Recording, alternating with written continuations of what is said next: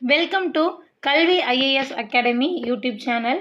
19th January 2024 Tamil current affairs analysis பார்க்க போகிறோம். எக்ஸாமுக்கு தேவைப்படக்கூடிய முக்கியமான குறிப்புகள் இந்த வீடியோவில் இருக்க போகுது. ஸோ ஃபர்ஸ்ட் நியூஸ் பாருங்கள். கேலோ இந்தியா விளையாட்டுப் போட்டிகள் சென்னையில் பிரதமர் இன்று தொடக்கம். கேலோ இந்தியா விளையாட்டுப் போட்டிகள் தொடங்க உள்ள சென்னை நேரு விளையாட்டரங்க முகப்பில் 44வது செஸ் ஒலிம்பியாட்டின் லட்சணையான தம்பி வெண்கலச் சிலையை வியாழக்கிழமை திறந்து வைத்தார் இளைஞர் நலன் மற்றும் விளையாட்டு மேம்பாட்டுத்துறை அமைச்சர் உதயநிதி ஸ்டாலின். ஸோ தமிழகத்தில் கேலோ இந்தியா விளையாட்டுப் போட்டிகள் நடந்துட்டு இருக்கு. இதனை தொடங்கி வைத்தவர் பாரத பிரதமர் நரேந்திர மோடி அவர்கள். இந்த நெக்ஸ்ட் நியூஸ் பாருங்க. ஈரான் மீது பாகிஸ்தான் ஏவுகணை தாக்குதல் 9 பேர் மரணம். ஈரான் நாட்டில் தாக்குதலுக்கு பதிலடியாக 2 நாட்கள் கழித்து அந்நாட்டின் சிஸ்தான் பலுசிஸ்தான் மாகாணத்தில் ஏவுகணைகள் ஆளில்லா விமானங்கள் மூலம் துல்லிய தாக்குதல் நடத்தப்பட்டதாக பாகிஸ்தான் இராணுவம் தெரிவித்துள்ளது. இதில் 4 குழந்தைகள் உட்பட 9 பேர் உயிரிழந்தனர். Next one. தமிழகத்தில் குழந்தைகள் இறப்பு விகிதம் குறைந்தது. தமிழகத்தில் பச்சிளங்குழந்தைகள் இறப்பு விகிதம் 8.2 ஆக குறைந்துள்ளதாக மக்கள் நல்வாழ்வுத்துறை அமைச்சர் மா சுப்பிரமணியன் அவர்கள் தெரிவிச்சிருக்காங்க. முக்கியமானது பார்த்து வச்சுக்கோங்க. தென் அதுக்கடுத்து தமிழகத்திற்கு பிப்ரவரிக்குள் 3.99 டிஎம்சி தண்ணீர் காவிரி ஒழுங்காற்றுக்குழு பரிந்துரைத்துள்ளது. தமிழகத்திற்கு ஜனவரி பிப்ரவரி மாதங்களில் வழங்க வேண்டிய மீதமுள்ள 3.99 டிஎம்சி தண்ணீரை ஜனவரி 19 முதல் பிப்ரவரி 29ஆம் தேதிக்குள் திறந்துவிட காவிரி ஒழுங்காற்றுக்குழு வியாழக்கிழமை பரிந்துரைத்தது. நெக்ஸ்ட் நியூஸ் பார்க்கலாம். மருத்துவத்துறையில் புதிய கட்டமைப்புகள் முதல்வர் மு.க. ஸ்டாலின் அடிக்கல் நாட்டினார். ஒசூர் அரசு மருத்துவமனையை ரூபாய் 100 கோடியில் மாவட்ட தலைமை மருத்துவமனையாக தரம் உயர்த்துவதற்கான கட்டுமான பணிகள் உள்ளிட்ட மருத்துவத்துறையில் புதிய கட்டமைப்புகளுக்கு முதல்வர் மு.க. ஸ்டாலின் காணொலி முறையில் வியாழக்கிழமை அடிக்கல் நாட்டினார். Next news. மாலத்தீவு வெளியுறவுத்துறை அமைச்சருடன் ஜெய்சங்கர் சந்திப்பு. மாலத்தீவு வெளியுறவுத்துறை அமைச்சர் மூசா ஜமீருடன் வெளியுறவுத்துறை எஸ். ஜெய்சங்கர் வியாழக்கிழமை பேச்சுவார்த்தை நடத்தினார். இந்த சந்திப்பு தொடர்பாக இந்திய வெளியுறவுத்துறை அமைச்சகத்தின் செய்தி தொடர்பாளர் தெரிவிக்கையில், மாலத்தீவுடனான நல்லுறவை மேம்படுத்த இந்தியா நடவடிக்கை எடுத்து வருகிறது. இந்திய இராணுவத்தினர் தொடர்பான விவகாரத்தில் தீர்வு காண இரு நாடுகளும் பேச்சுவார்த்தையில் ஈடுபட்டு வருகின்றன என்று தெரிவித்தார். மாலத்தீவில் உள்ள இந்திய இராணுவம் மார்ச் 15க்குள் தங்கள் நாட்டை விட்டு வெளியேற வேண்டும் என அதிபர் முகமது மூயிஸ் அண்மையில் கேட்டுக்கொண்டார். இந்நிலையில் அந்நாட்டு வெளியுறவுத்துறை அமைச்சரை சந்தித்து ஜெய்சங்கர் பேச்சுவார்த்தை நடத்தியது முக்கியத்துவம் பெறுகிறது. நெக்ஸ்ட் நியூஸ் பாருங்க. உணவு கையிருப்பு பிரச்சினைக்கு உலக வர்த்தக அமைப்பில் தீர்வு இந்தியா வலியுறுத்தியுள்ளது. உலக வர்த்தக அமைப்பு அப்படின்னு சொல்லக்கூடிய WTO வேர்ல்டு ட்ரேட் ஆர்கனைசேஷன் இருக்கு இல்லையா, அதனுடைய 13வது அமைச்சர்கள் மாநாடு பிப்ரவரி 26 தொடங்கி 29 வரைக்கும் அபுதாபியில் நடைபெற இருக்குது. மாநாட்டின் போது இந்தியா சார்பில் விவாதிக்க பிரச்சனைகள் குறித்து மத்திய அரசு அதிகாரி ஒருவர் கூறியிருக்கிறது. என்ன அப்படின்னா, நீண்ட நாட்களாக நிலுவையில் இருக்கக்கூடிய பிரச்சனை பற்றி தான் அவர் பேசியிருக்கிறாரு. என்ன பிரச்சனை அப்படின்னா, உணவு கையிருப்பு பிரச்சனை. இந்தோனேஷியாவில் பாலி நகரில் கடந்த 2013ஆம் ஆண்டு நடைபெற்ற அமைப்பின் 9வது அமைச்சர்கள் மாநாட்டில் உணவு பாதுகாப்பு குறித்து உறுப்பு நாடுகளுக்கு மத்தியில் அமைதி உடன்படிக்கை ஏற்பட்டுச்சு. அதன் பிறகு நடத்தப்பட்ட மாநாடுகளிலும் இது வழிமொழியப்பட்டுள்ளது என்று தெரிவிக்கப்பட்டுள்ளது. நெக்ஸ்ட் நியூஸ் பார்க்கலாம். மரபணு மாற்ற பயிர்கள் குறித்த கருத்துக்களால் விவசாயிகள் பாதிப்பு. உச்சநீதிமன்றத்தில் மத்திய அரசு வாதம். மரபணு மாற்ற பயிர்களால் பாதிப்பு ஏற்படும் என்று முன்னாள் விவசாயிகள் நுகர்வோர் தொழில் துறையினருக்கு பாதிப்பை ஏற்படுத்தியுள்ளது என உச்சநீதிமன்றம் தெரிவித்துள்ளது. சர்வதேச அளவில் பயிரிடப்படும் சோயாபீன்களில் 80% மரபணு மாற்றம் செய்யப்பட்டவை. இந்த தொழில்நுட்பம் குறித்து முன்வைக்கப்படும் அச்சங்கள் அடிப்படையற்றவை. இது விவசாயிகள், நுகர்வோர்கள், தொழில்துறையினர் ஆகியோருக்கு பாதிப்பை ஏற்படுத்தியுள்ளது என்றும் தெரிவிக்கப்பட்டுள்ளது. தென் நெக்ஸ்ட் நியூஸ் பார்க்கலாம். ஏடன் வளைகுடாவில் சரக்கு கப்பல் மீது ட்ரோன் தாக்குதல், இந்திய கடற்படை பதிலடி. ஏமன் நாட்டின் ஏடன் துறைமுகத்திலிருந்து தெற்கே 60 கடல் மைல் தூரத்தில் மார்ஷல் தீவு கொடியுடன் கென்கோ பிகாட்டி சரக்கு கப்பல் பயணித்து கொண்டிருந்தது. 9 இந்தியர்கள் உட்பட 22 மாலுமிகள் பணியில் இருக்கும் இந்த கப்பல் மீது ஆளில்லா விமானம் மூலம் புதன்கிழமை இரவு 11 மணியளவில் தாக்குதல் நடத்தப்பட்டது. நெக்ஸ்ட் நியூஸ் பார்க்கலாம்.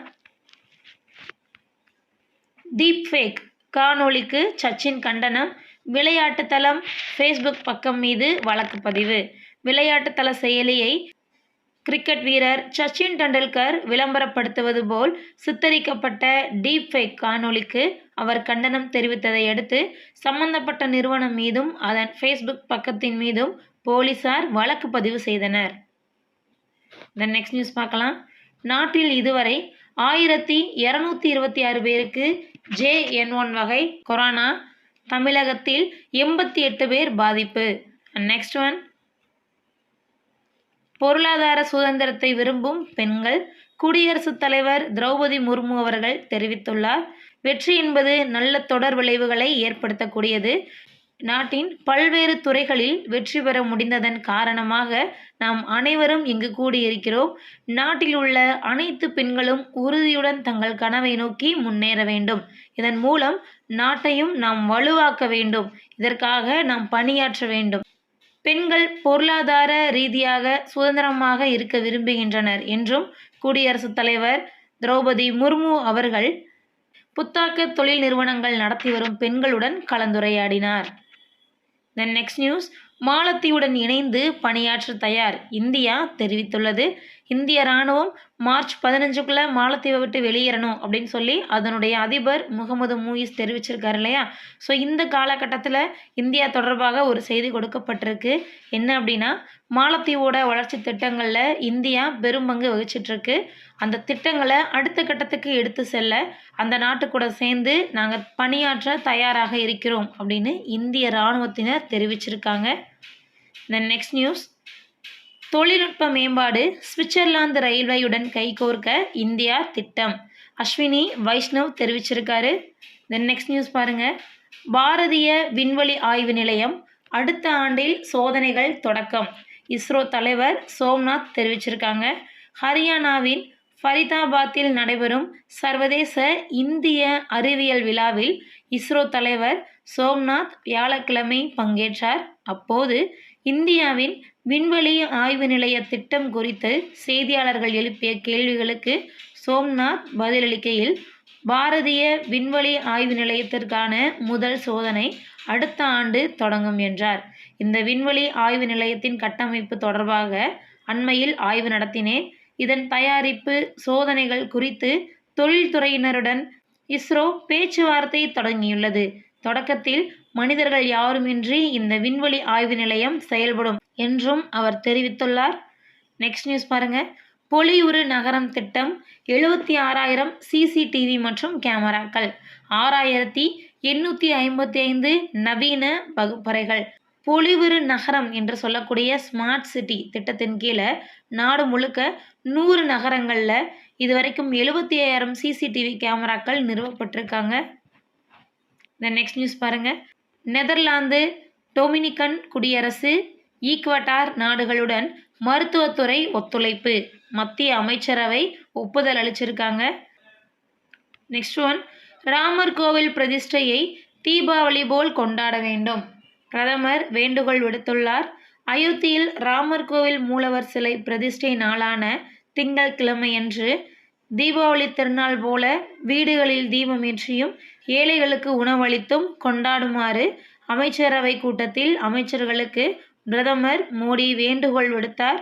பிரதிஷ்டை நாளில் அயோத்திக்கு வருவதை தவிர்த்து அவரவர் சார்ந்த மாநில மக்களுடன் இணைந்து எதிர்காலத்தில் கோயிலுக்கு வர அமைச்சர்களுக்கு பிரதமர் அறிவுறுத்தியதாக தகவல் அறிந்த வட்டாரங்கள் தெரிவிக்கின்றன. தென் நெக்ஸ்ட் நியூஸ் பார்க்கலாம். அல்கராஸ் முன்னேற்றம், ரைபாக்கினா வெளியேற்றம். ஆஸ்திரேலிய ஓபன் கிராண்ட்ஸ்லாம் டென்னிஸில் பிரதான வீரரான ஸ்பெயினின் கார்லோஸ் அல்கராஸ் 3வது சுற்றுக்கு முன்னேறினார். டென்மார்க்கின் ஹோல்கர் ரூன் போராடி வீழ்ந்தார். இந்த நெக்ஸ்ட் ஒன் பாருங்க. காலிறுதியில் பிரணாய். இந்தியா ஓபன் பேட்மிண்டன் போட்டியில் இந்திய வீரர் எஸ் பிரணாய் காலிறுதி சுற்றுக்கு வியாழக்கிழமை முன்னேறினார். இந்த நெக்ஸ்ட் நியூஸ். இன்று தொடங்குகிறது U19 உலகக்கோப்பை கிரிக்கெட். ஸோ 4 குரூப் பிரிச்சிருக்காங்க. Group A, B, C, D அப்படின்னு அந்த தகவல்கள் இங்கே இருக்குது. நெக்ஸ்ட் ஒன் பாருங்கள். கேலோ இந்தியா போட்டிகள் தமிழகத்தின் இலக்கு முதல் 3 இடங்கள். Next one. ஒலிம்பிக் தகுதி சுற்று ஹாக்கி அரை இறுதியில் இந்தியாவை வென்றது ஜெர்மனி. நெக்ஸ்ட் நியூஸ் பார்க்கலாம். ராமர் கோவில் சிறப்பு அஞ்சல் தலைகள் பிரதமர் வெளியீடு. அயோத்தி ராமர் கோவிலில் மூலவர் சிலை பிரணாப் பிரதிஷ்டை விழா வரும் 22ஆம் தேதி கோலாகலமாக நடைபெற உள்ளது. இதில் பிரதமர் மோடி மற்றும் சிறப்பு அழைப்பாளர்கள் பங்கேற்க உள்ளனர். The next news. ஹவுதிகள் மீது அமெரிக்கா 4வது சுற்று தாக்குதல் 24,620ஆக அதிகரித்த காசா உயிரிழப்பு. The next one. சிரியாவில் விமானங்கள் குண்டுவீச்சு 10 பேர் உயிரிழப்பு. இதோட இன்னைக்கான கரண்ட் அஃபேர்ஸ் முடிஞ்சிடுச்சு. தேங்க்யூ அண்ட் தேங்க்ஸ் ஃபார் வாட்சிங்.